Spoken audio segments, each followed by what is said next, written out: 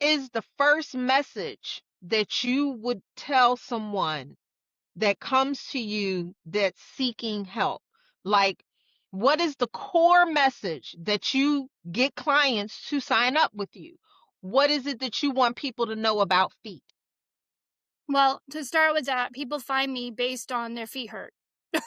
Mhm. Or they want more of a they're seeing a change in the nail industry or the way pedicures are done in certain places, and I'm not knocking places or anything like that, but I get people that way. They're looking for medi pedis or more of a foot care service that somebody really knows what they're doing. They want the help. They Mhm. don't just want the fluff and buff and the pretty nails.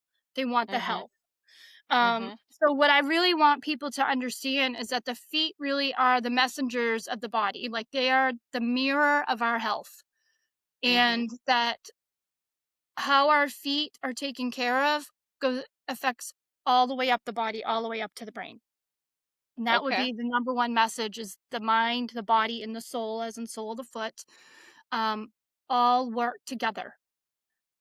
Okay.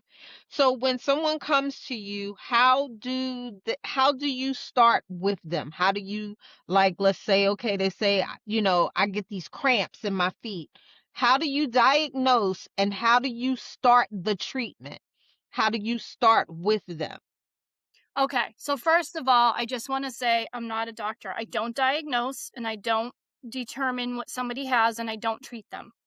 Everything Okay. I do is for educational purposes and tips, or just from the trainings I've had, from the feet I've worked on over 20 years, all of that combined. So I just want to be clear there. So it's really not medical advice, it's just advice. Okay. Okay. But where I start is I actually have everyone fill out a consultation form for me, which talks Mhm. about basically, I'm trying to figure out the puzzle pieces of who you are because let's Mhm. face it, everybody has their own bio individuality. And also, Mhm. not both feet, even on the same person, may be the same. So there's a Okay. lot of questions to go over, hydration, nutrition. I do testing with balance, or if I'm not with them in person, I have them send me some videos, and I can get an idea if they have balance or not. Mhm. If they can smell, that affects balance. Really? Yeah.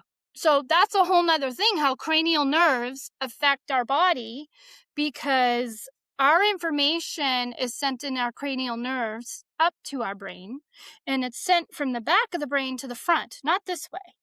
Okay. So the very first part that is affected is our sensory system before we even get to motor control.